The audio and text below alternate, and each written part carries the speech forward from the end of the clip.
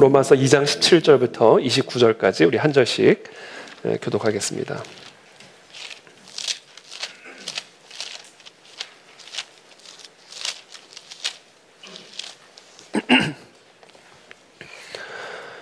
로마서 2장 17절부터 29절까지 저부터 한 절씩 교독하겠습니다. 저부터 읽겠습니다. 유대인이라 불리는 내가 율법을 의지하며 하나님을 자랑하며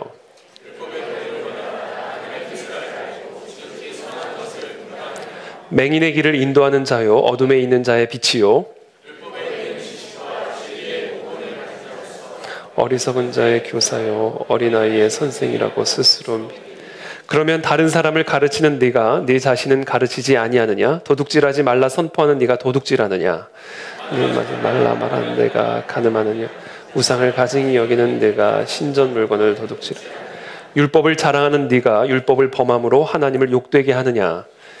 너와 같이 하나님의 이름이 너희 때문에 이방인 중에서 모두 네가 율법을 행하면 할례가 유익하나 만일 율법을 범하면 네 할례는 무할례가 되느니라.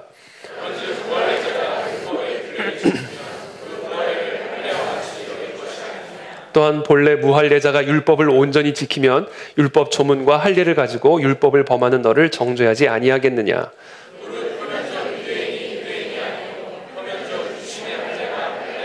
함께 읽습니다. 오직 이면적 유대인이 유대인이며 할례는 마음에 할지니 영에 있고 율법 조문에 있지 아니한 것이라. 그 칭찬이 사람에게서가 아니요 다만 하나님에게서니라. 아멘. 네, 오늘은 로마서 강의 5번째 말씀 죄 사함과 성령 세례라는 주제를 가지고 하나님의 말씀 함께 나누겠습니다. 여러분, 하나님은 사람을 복이 있는 존재로 창조하셨습니다. 저는 오늘 하나님이 우리 모두를 복이 있는 사람으로 축복해 주시기를 기도합니다. 자, 그렇다면 하나님이 사람에게 주신 복이 어떤 복일까? 하나님이 사람에게 주신 복을 한 단어로 표현하기는 어렵지만 시편 기자는 하나님이 사람에게 주신 복을 다음과 같이 표현했습니다. 주께 힘을 얻고 그 마음에 시온의 대로가 있는 자는 복이 있나이다. 여러분, 하나님이 사람에게 주신 복은요, 힘입니다. 힘. 이 복이 있는 자는 주께로부터 오는 힘을 공급받아 살아가는 자다. 시편 기자의 고백입니다. 하나님이 그들에게 복을 주시며 하나님이 그들에게 이르시되 생육하고 번성하여 땅에 충만하라. 땅을 정복하라.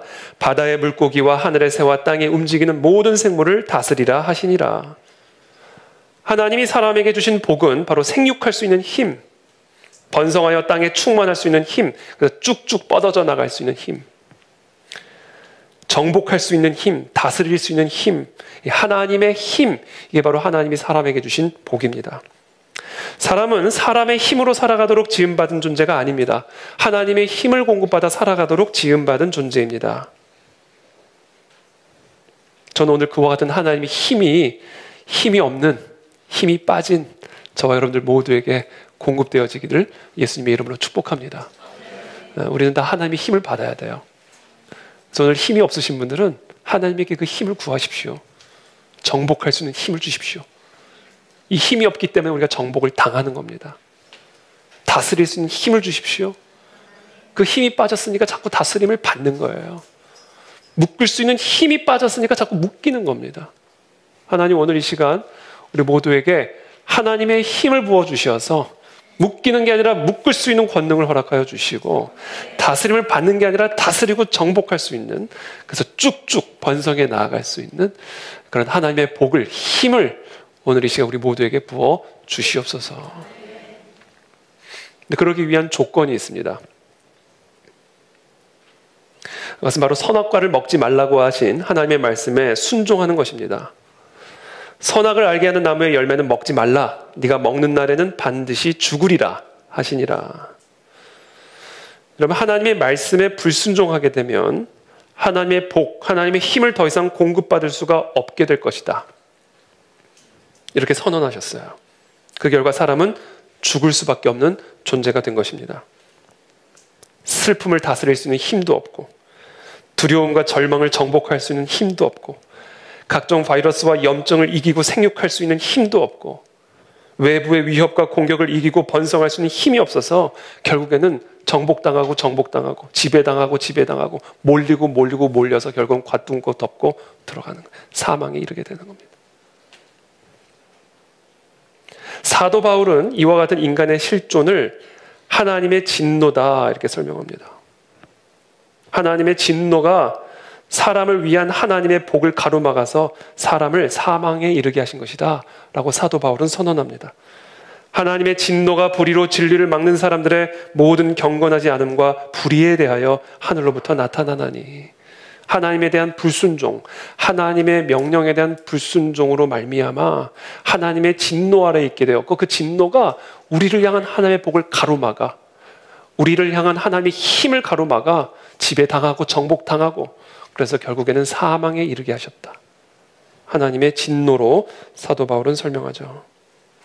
자, 우리의 죄는 하나님의 진노를 일으키게 되기 때문에 우리 죄의 문제가 해결이 되고 그 죄로 인한 하나님의 진노가 해결되지 않는 한 우리는 복이 있는 자가 될 수가 없습니다. 우리는 그 하나님의 힘을 받아 생육하고 번성할 수 있는 존재가 될 수가 없습니다. 그렇다면 어떻게 해야 이 하나님의 진노를 해결할 수 있을까? 그래서 어떻게 해야 우리가 복이 있는 자가 될 수 있을까?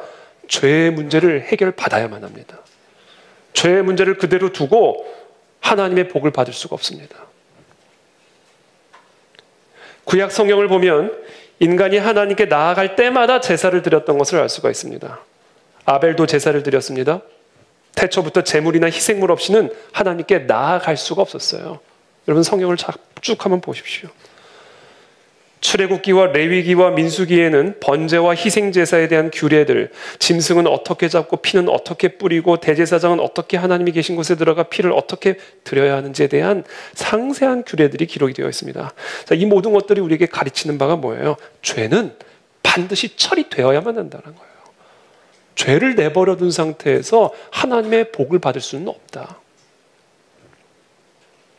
하나님은 여리고성을 정복한 이스라엘 군대에게 그 성 가운데 있는 모든 물건을 여호와께 온전히 바칠 것을 명령하시면서 그 바친 물건에 절대 손을 대지 말 것을 명령하십니다.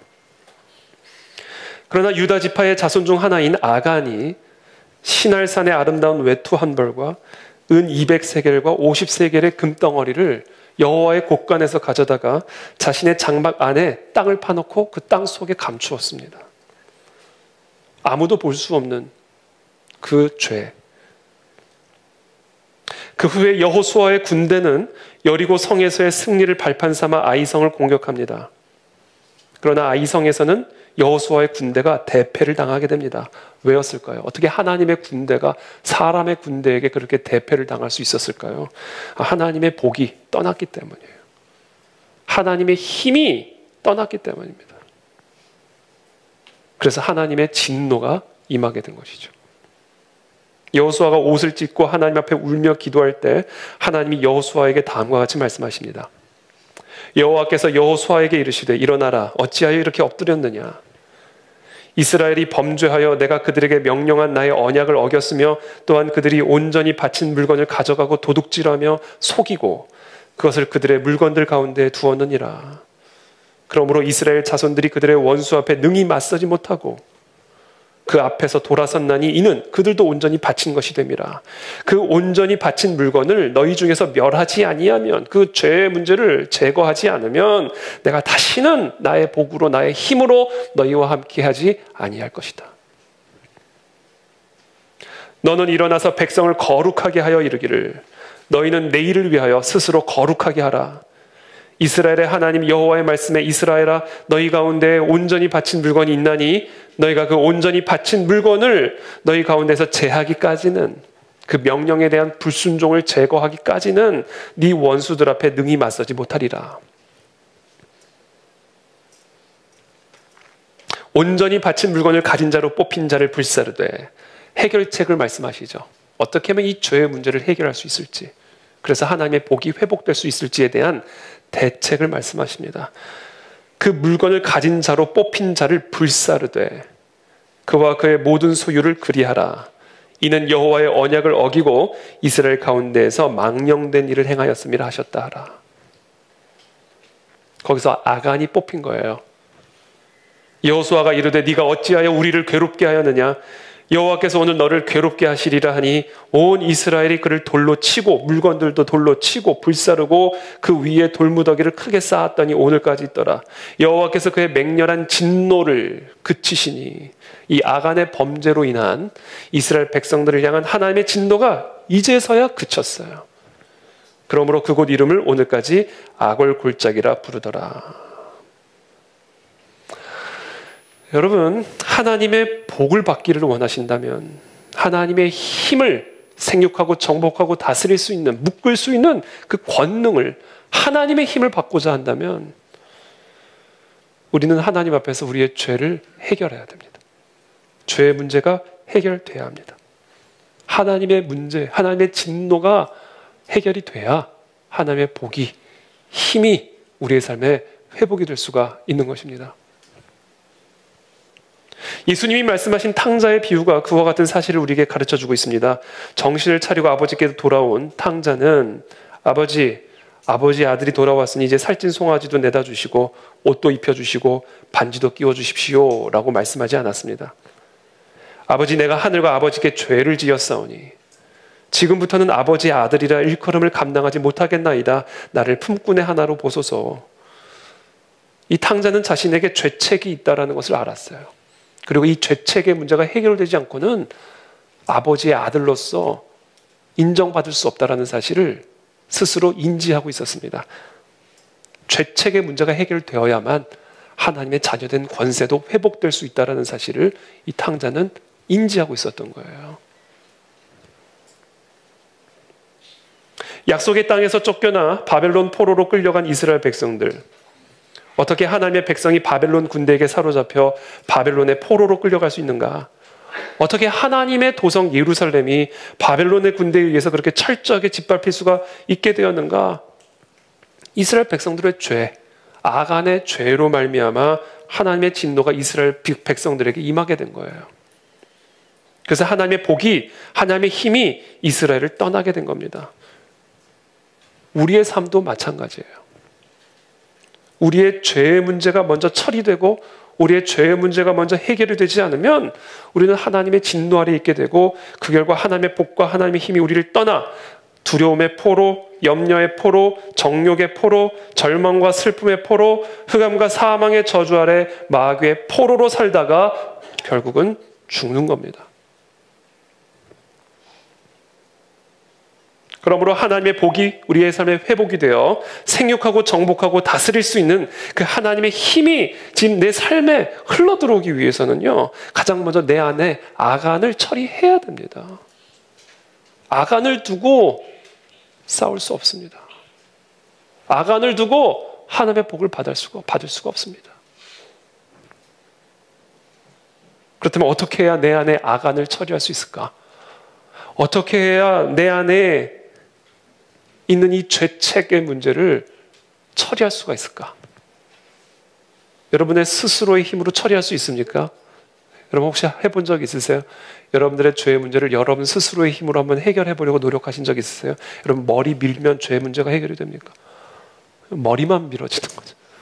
죄의 문제는 끄떡도 없습니다. 여러분들의 몸을 상하게 하면 여러분들의 몸으로 지은 죄가 해결이 됩니까? 우리 스스로의 힘으로는 우리의 죄의 문제가 해결되지가 않습니다. 여러분 그것부터 인정하시기를 축복합니다. 여러분 우리는 우리의 죄를 우리의 힘으로 해결할 수가 없어요. 그렇다면 어떻게 해야 우리가 정결하게 거룩하게 의롭다함을 얻어 하나님의 복과 하나님의 힘을 오늘 이 시간 받을 수 있을까? 하나님이 우리를 정결하게 해주셔야만 우리가 정결해질 수가 있습니다. 하나님은 에스겔을 통하여 바벨론 포로로 끌려가 있는 이스라엘 백성들에게 다음과 같이 말씀하십니다. 내가 너희를 여러 나라 가운데서 인도하여 내고 여러 민족 가운데서 모아 데리고 고국 땅에 들어가서 이제 건져내주겠다라는 거예요. 그 저주와 흑암의 상태, 그 포로의 상태에서 그 복을 잃어버린 상태에서 다시금 복이 있는 상태로 회복해 주겠다라는 겁니다. 그래서 뭐라고 말씀하시냐면 이렇게 말씀하세요. 맑은 물을 너희에게 뿌려서 너희로 정결하게 하되 곧 너희 모든 더러운 곳에서와 모든 우상 숭배에서 너희를 정결하게 할 것이며. 하나님이 맑은 물을 뿌려서 이 이스라엘 백성들을 정결하게 하심으로써 복이 있는 상태로 되돌아가게 하시겠다라는 거예요. 그래서 이게 복음이에요, 여러분. 복음. 민수기 19장에 보면 여호와께서 모세와 아론에게 명령하시기를 만약에 누군가가 죄를 짓거나 시체를 만져서 더러워지면 암송아지를 잡아 태운 후에 그 죄를 모아다가 맑은 물에 섞어서 부정해진 자들에게 뿌려 정결하도록 명령하십니다. 그럼 그렇게 하면 우리도 깨끗해질까요? 맑은 물에 암송아지의 죄를 태운 죄를 넣어서 섞어가지고 뿌리면 여러분 그러면 이 불결한 죄책의 문제가 해결이 됩니까? 히브리서의 기자는 다음과 같이 말씀하십니다. 이는 황소와 염소의 피가 능히 죄를 없이 하지 못함이라. 황소의 피, 염소의 피가 우리의 죄를 사하지 못합니다. 이게 무슨 의미가 있어요, 여러분? 물을 뿌리는 게 도대체 무슨 의미가 있어요? 거기에 암송아지의 재를 넣어가지고 뿌린다고 그게 무슨 의미가 있습니다? 무슨 의미가 있습니까? 아무 의미가 없는 거예요. 그래서 히브리서의 기자가 다음과 같이 이어서 말씀하십니다. 5절의 말씀이죠. 그러므로 주께서 세상에 임하실 때에 이르시되 하나님이 제사와 예물을 원하지 아니하시고 오직 나를 위하여 한 몸을 예비하셨도다. 번제와 속죄제는 기뻐하지 아니하시나니 이에 내가 말하기를 하나님이여 보시옵소서 두루마리 책에 나를 가리켜 기록된 것과 같이 하나님의 뜻을 행하러 왔나이다 하셨느니라. 하나님은 그와 같은 제사와 그와 같은 번제를 원하시는 게 아니다라는 거예요. 그러면서 뭐라고 말씀하시냐면 두루마리 책에 나를 가리켜 기록된 것 같이.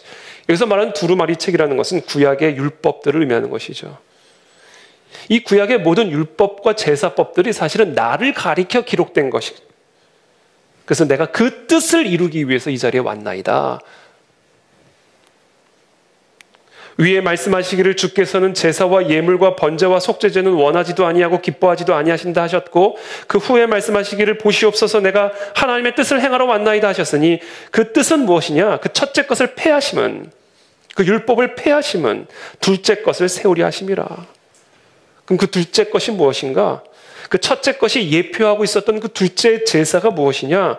이 뜻을 따라 예수 그리스도의 몸을 단번에 들이심으로 말미암아 우리가 거룩함을 얻었노라. 그 맑은 물이 우리를 정결케 해주는 게 아니에요. 그것은 장차 올 두 번째 완전한 제사를 예표하는 그림자에 불과한 겁니다. 그 두 번째, 그 진짜 실체가 뭐예요? 예수 그리스도의 몸을 들이심으로 우리의 죄를 대속하시는 겁니다. 그래서 우리는요, 예수 그리스도께서 우리를 대신하여 십자가에서 죽으심으로 말미암아 우리가 받아야 할 죄값을 예수 그리스도께서 대신 받으심으로 말미암아 거룩함을 얻는 거예요. 이게 우리가 의롭다와 거룩함을 얻는 방식입니다. 우리는요, 우리의 힘으로 절대 우리의 죄의 문제를 해결할 수가 없어요. 제가 한번 짝사랑에 빠졌었는데요. 다시는 내가 생각하지 않으리라. 다시는 생각하지. 모든 사람들을 돌처럼 버리라. 근데 모든 돌이 그 사람으로 보이기 시작하는 거죠. 안 되는 거예요, 사람이. 죄의 문제를 우리의 힘으로 해결할 수가 없는 겁니다. 어떻게 해야 되는가? 예수 그리스도의 보혈의 피. 예수 그리스도의 보혈의 피로만 우리는 대속함을 얻을 수가 있게 되는 것이죠. 그러므로 형제들아 우리가 예수의 피를 힘입어 성소에 들어갈 담력을 얻었나니 그 길은 우리를 위하여 휘장 가운데로 열어놓으신 새로운 살 길이요. 휘장은 곧 그의 육체니라. 또 하나님의 집 다스린 큰 제사장이 계심에 우리가 마음의 뿌림을 받아 악한 양심으로부터 벗어나고 몸은 맑은 물로 씻음을 받으니 참 마음과 온전한 믿음으로 하나님께 나아가자. 맑은 물. 여기서 말씀하시는 이 맑은 물. 이게 바로 예수 그리스도의 보혈의 피입니다. 그래서 여러분, 오늘 시간 여러분들의 모든 죄책으로부터 자유해지시기를 축복합니다. 우리는 죄인이에요. 죄인이라는 건요, 죄를 지으면서 살아가는 사람이라는 의미예요. 그래서 죄인은 스스로의 죄의 문제를 절대로 해결할 수가 없습니다. 그래서 하나님이 우리의 죄의 문제를 해결하기 위해서 하나님의 아들을 보내셔서 우리의 죄를 대신해서 십자가에서 죽게 하심으로 그 십자가의 보혈의 피를 믿는 자마다 그 하나님의 거룩함이 내 거룩함이 되게 만들어 주신 거예요. 이것 외에는 우리가 거룩함을 얻을 수 있는 길이 없어요. 그리고 이 거룩함이 회복이 되어야만 하나님의 복을 받을 수가 있습니다. 그래서 이게 복음이에요. 아멘? 이게 사실은 막 아멘 이렇게 나와야 돼요. 그렇게 해보고 싶은데 이게 우리가 내가 왜 죄인인지 아직 잘 모르시는 분 계세요? 그럼 저는 만약에 그런 분이 계신다면 1대1 저랑 면담하면서 제가 100가지 질문 리스트 있어요. 그 리스트 하나 쫙 질문할 거예요. 그러면 뭐 몇 개 질문 지나가지 않아서 우리는 다 죄인이라는 사실. 그래서 우리는 하나님의 진노 아래 있을 수밖에 없다는 사실. 그래서 우리는 하나님의 복을 받을 수 없다는 사실을 금방 인정하게 되실 것입니다. 그래서 이게 복음입니다. 아멘? 아멘, 아멘, 아멘. 너무 기쁜 거예요. 그래서 우리는 이제 하나님의 복 있는 자가 될 수가 있는 겁니다. 이 십자가의 피 때문에요. 다른 이유 하나도 없어요. 오직 우리를 대신하여서 십자가에 죽으신 그 예수 그리스도의 피 때문에 우리가 복이 있는 자가 된 거예요. 그래서 오늘 아직도 십자가의 피를 믿음으로 받아들이지 않은 분들이 계신다면 오늘 다 받아들이십시오. 제가 오늘 설교 끝나고 십자가의 피를 받아들이기를 원하시는 분들은 다 일어서게 할 거예요. 영접하십시오, 오늘. 그래야 하나님의 진노로부터 건져냄을 받고, 그래야 하나님의 복을 받고, 그래야 내 삶에 힘이 들어와요. 아간을 안고 하나님의 복을 받을 수가 없습니다. 이 문제가 처리돼야 돼요. 그리고 이 문제가 처리될 수 있는 유일한 길은 예수 그리스도의 십자가의 피 외에는 없습니다.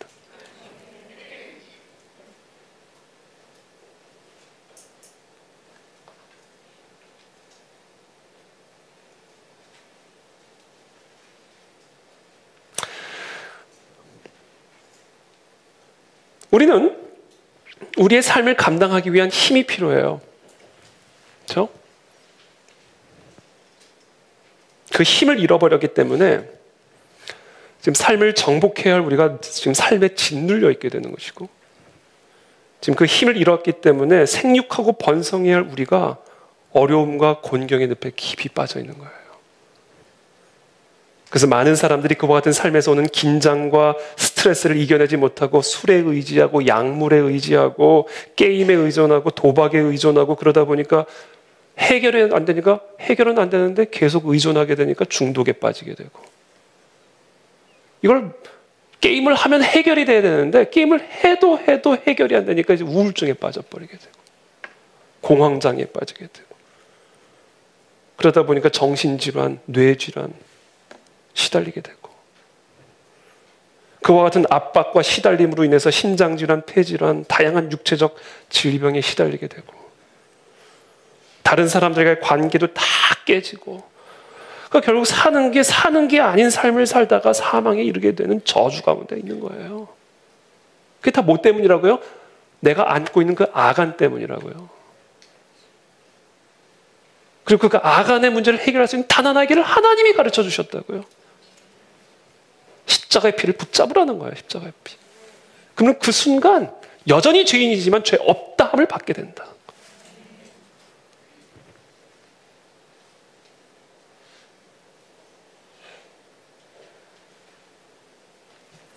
그래서 오늘 이 시간 우리 모두가 다 십자가의 보혈의 피를 받으시기를 축복합니다. 십자가만 자랑하셔야 돼요. 저도 그 십자가만 자랑하면서 오늘 이 자리에 나온 거예요. 십자가 뒤에 다 숨는 겁니다, 우리는.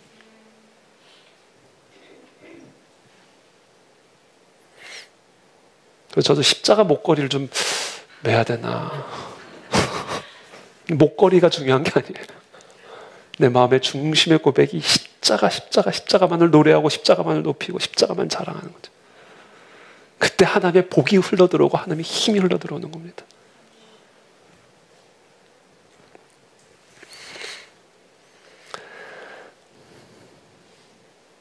그런데 우리에게 전해진 복음은 여기서 끝나지 않습니다. 이게 복음이 전부가 아니에요. 놀랍죠? 더 있어요. 하나 더 있습니다.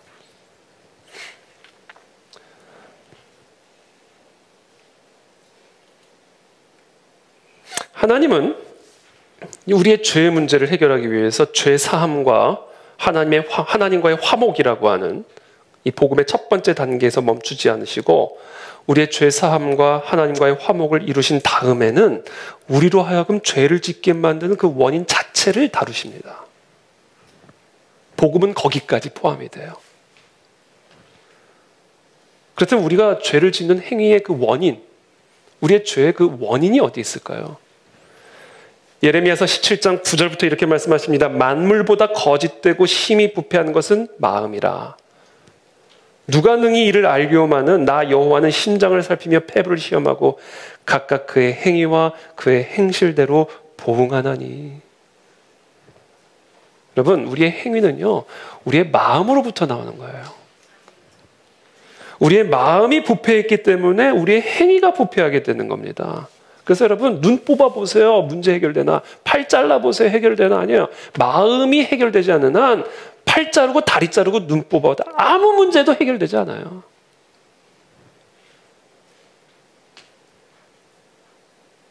그렇기 때문에 설령 우리의 행위가 예수 그리스도의 그 대속의 피로 말미암아 죄 사함을 받았다 하더라도 우리의 부패한 마음이 근본적으로 제거되지 않는 한 우리의 죄된 행위는 계속 반복이 되는 거예요.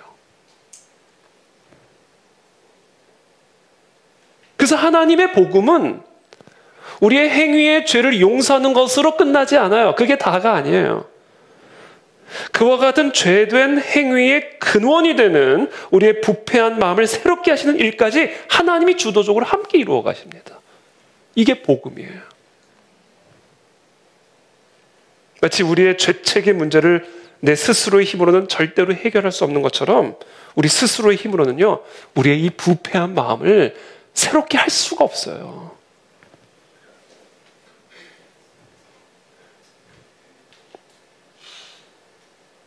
그래서 하나님은 예수 그리스도의 그 대속의 피로 말미암아 우리의 모든 죄책의 문제를 깨끗하게 처리해 주신 다음에는, 그리고 의롭다, 거룩하다, 죄 없다라고 선언하신 다음에는 우리의 부패한 마음을 새로운 마음으로 교체시켜 주시겠다라고 약속하고 계시는 거예요.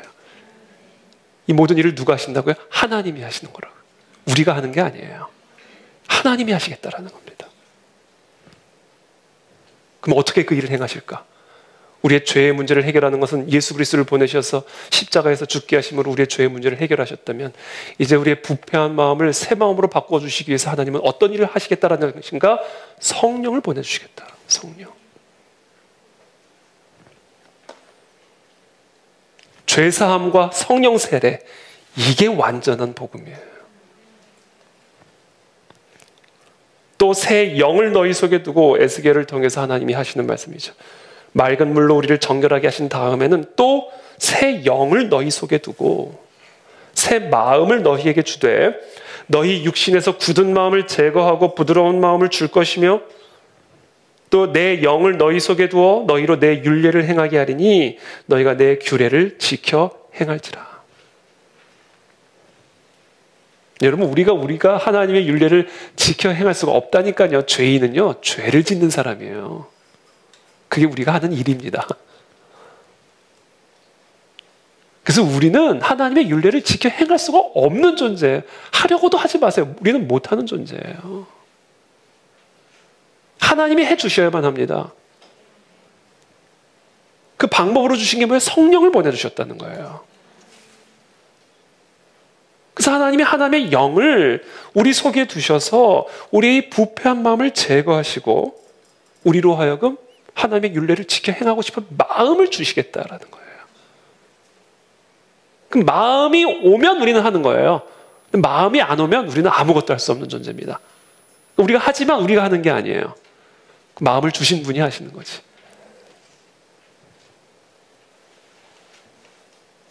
그래서 여러분, 복음이란 우리의 죄를 도말하시고 해결하신 예수 그리스도의 피만을 의미하는 것이 아니에요. 우리의 부패한 마음을 제거하시고 우리로 하여금 하나님의 율례를 행할 수 있게 만드는 새 마음과 새 영을 부어주시는 성령 세례까지 이 복음 안에는 포함이 되어 있는 겁니다. 그래서 여러분, 이 모든 구원 사역에서 우리가 할 일은 하나도 없어요. 뭐만 하면 되는지 아세요? 이거를 받아들이기만 하면 됩니다. 우리가 할 수 있는 일은 하나도 없어요.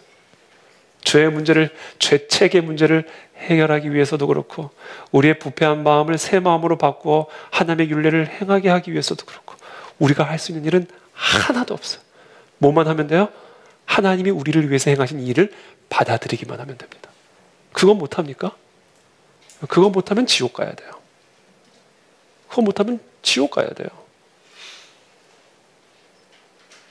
영원히 이 땅에서도 저주받고 죽어서도 저주받아야 됩니다.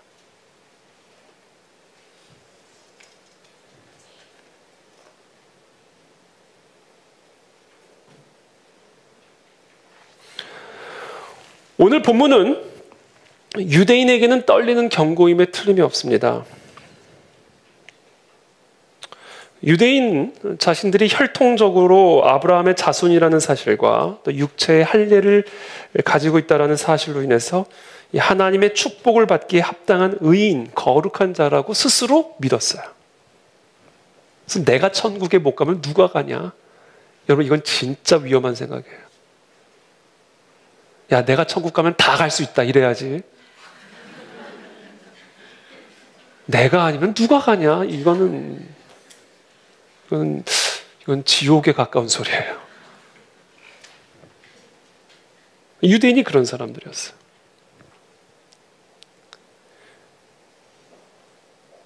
혈통과 할례, 그것이 내게 있으니까 나는 의인이다, 거룩한 자다, 나는 하나님의 복을 받기에 합당하다라고 스스로 생각했습니다.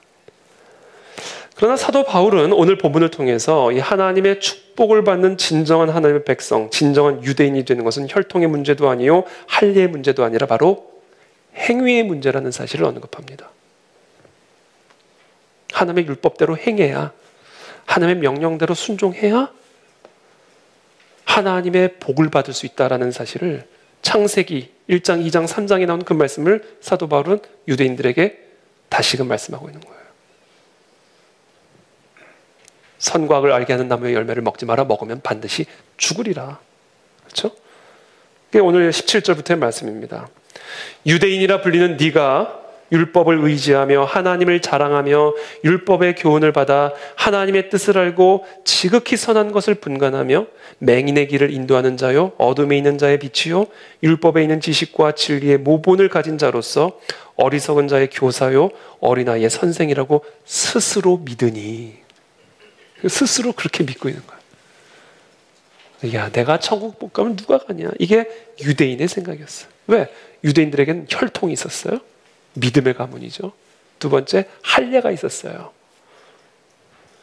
그리고 율법이 있었습니다. 그것도 율법을 너무나 잘 알고 있었어요. 그래서 율법을 막 가르치는 사람이었어요. 저처럼. 그래서 나는 의인이다. 그래서 나는 하나님의 복을 받은 자다라고 스스로 믿고 있었단 말이에요. 그러면서 사도 바울이 얘기합니다. 그러면 어째서 다른 사람을 가르치는 네가 네 자신은 가르치지 아니하느냐?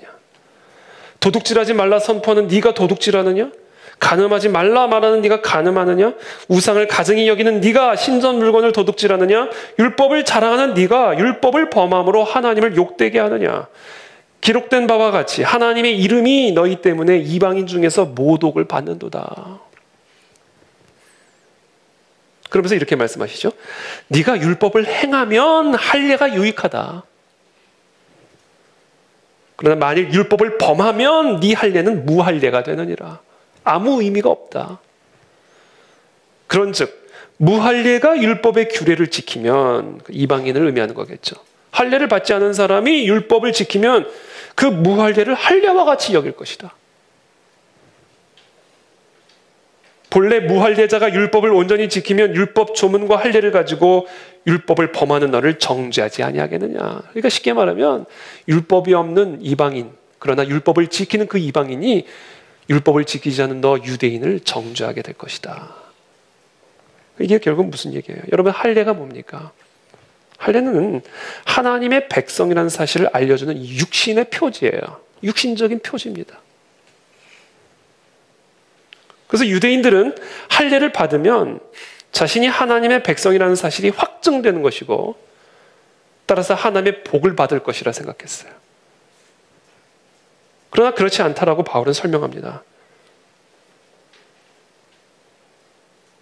할례는 할례 자체로서의 의미를 갖는 것이 아니라 율법을 행하는 삶의 표지로서만 의미를 갖는 것이다. 할례는 하나님의 율법을 행하는 자임을 알려주는 표지다. 그래서 그 율법의 행위가 없는 사람의 할례는 아무 의미가 없는 무할례나 마찬가지다. 반대로 할례를 받지 않은 이방인들이 하나님의 율법을 행하면 그 사람은 비록 할례를 받지 않은 사람이라 할지라도 할례를 받은 유대인이다. 얘기하는 거예요. 그러니까 지금 사도 바울이 이야기하는 것은 진짜 하나님의 백성의 표지, 하나님의 복을 받은 하나님의 백성의 표지는 포피를 제거한 할례가 아니라 하나님의 율법대로 행하는 삶의 행위에 있다라는 거예요. 그래야 복을 받는다라는 겁니다. 그래서 스스로 율법을 행하고 있다라고 믿은 유대인들이 율법을 자랑하고 할례를 자랑하면서도 정작 율법대로 행하지 않기 때문에 유대인들은 하나님의 저주와 심판 아래 있다라는 사실을 선언하고 있는 겁니다. 그러니까 지금 이 사도 바울의 이 말은요, 유대인, 모르긴 몰라도 유대인들로부터 돌을 맞았으면 맞았지, 이 유대인들을 겨냥한 이 설교를 유대인들이 듣고 가만히 내버려 뒀을 리가 없습니다.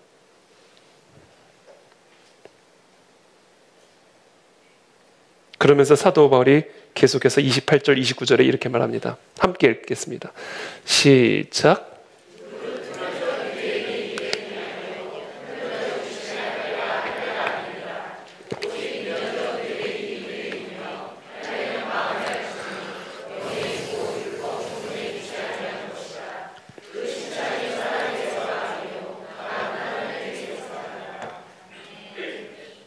칼로 포피를 제거한 육신의 할례를 받은 표면적 유대인이 진정한 하나님의 백성이 아니라 성령으로 인하여 마음의 할례를 받은 이면적 유대인이 진정한 하나님의 백성이다라는 거예요. 그래서 우리가 하나님의 백성이 될 수가 있는 겁니다. 유대인의 혈통이 아니면서도 우리의 마음이 성령으로 할례를 받았기 때문에 이면적 유대인이 된 거예요.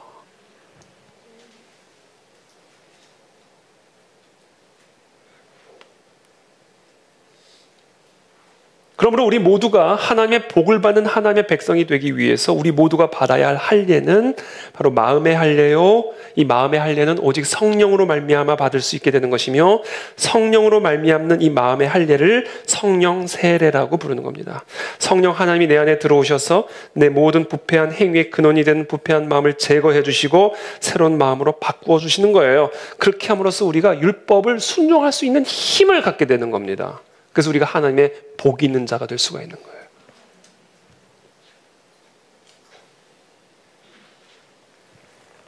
그렇기 때문에 여러분, 구원은 처음부터 끝까지 하나님의 일입니다.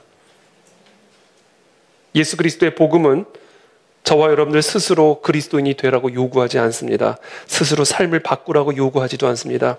주님은 우리가 그렇게 할 수 없음을 아십니다. 그래서 모든 일을 하나님이 하십니다. 죄의 문제를 해결해 주시고 부패한 마음의 문제를 성령으로 해결해 주십니다. 우리가 해야 할 단 하나의 일은 뭐다? 받아들이는 일이다. 그럼 어떻게 해야 우리가 이 받아들임을 누릴 수 있을까? 어떻게 우리가 성령의 세례를 받을 수가 있을까? 사도행전 2장 38절의 말씀입니다. 오늘 본문의 설교에서 가장 중요한 클라이막스에 해당하는 말씀이죠. 사도행전 2장 38절 다 같이 읽겠습니다. 시작.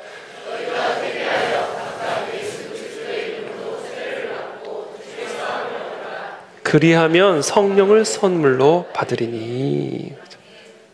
뭐예요? 우리가 우리의 죄를 직면하고 죄가 있는데 없는 척, 내 안에 아간이 있는데 아닌 척 하고 있던 그 모든 것들을 다 드러내가지고 땅속에 감춰두었던 그 외투들을 다 끄집어내가지고 직면하는 겁니다. 그리고 이거 죄 맞습니다. 이거 죄입니다. 라고 정확하게 직면하라는 거예요. 근데 이 문제 나는 해결할 수가 없습니다. 예수 그리스도의 대속의 피로 나는 이 모든 죄가 해결됐음을 믿습니다. 그래서 나는 거룩합니다. 나는 의롭습니다. 라고 선언하라는 거예요. 그게 회개입니다. 자, 그러면 어떤 일이 일어나는가? 그리하면 성령을 선물로 받는다는 거예요. 그러니까 우리가 이런 회개를 하잖아요. 이 대속의 피로 말미암아 내 모든 죄가 사함을 받았고 나는 그래서 거룩하다라는 것을 믿음으로 선포하잖아요. 그러면 성령이 들어오신다라는 거예요, 우리 안에. 그래서 우리의 부패한 마음을 제거하신다라는 겁니다. 누가요? 성령께서.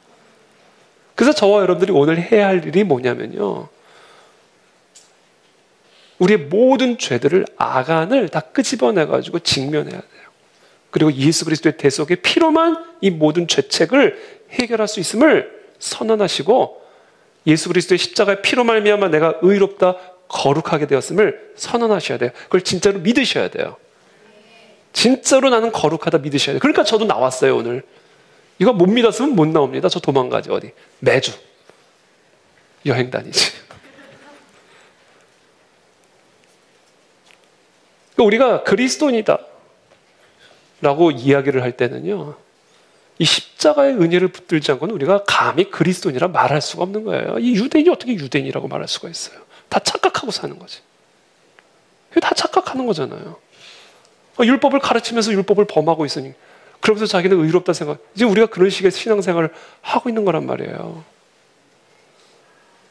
그러니까 우리 모두가 다 이 시간 십자가 뒤에 숨지 않으면 우리는 살 수가 없는 존재들이에요. 근데 그렇게 하면 그때 성령님이 내 마음에 들어오세요. 왜냐면 거룩한 성전이 됐으니까. 들어오십니다, 그냥. 들어오셔서 내 마음을 새롭게 바꾸어 가신다는 거예요. 이게 복음이에요. 그래서 처음부터 끝까지 다 하나님이 하십니다. 우리가 할 일은 회개하고 성령을 선물로 받아들이기만 하면 되는 거예요. 그때 우리가 하나님의 복이 있는 자가 되는 거예요. 하나님의 복이 있는 자의 자리로 돌아가게 되는 겁니다. 포로된 자의 자리에서 복 있는 자의 자리, 다스림을 받고 있는 자에서 다스리는 자의 자리, 묶여있는 자의 자리에서 묶을 수 있는 자의 자리로 옮겨지게 되는 거예요.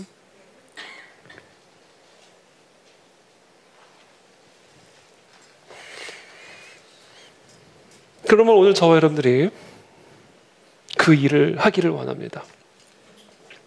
예수 그리스도의 십자가의 보혈의 피를 의지함으로 나는 깨끗함을 얻었다.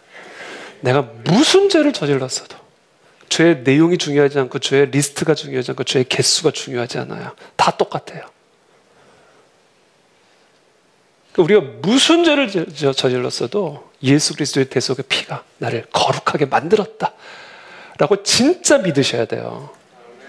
여기는 약간의 뻔뻔함이 요구됩니다. 왜냐면 어차피 내 의가 아니니까, 이거는.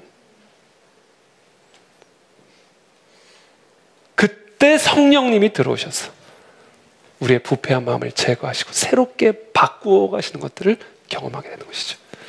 저는 오늘 그와 같은 성령의 바람이 우리의 심령 가운데 불어오기를 축복합니다. 이 시간 기도하며 나가기를 원합니다.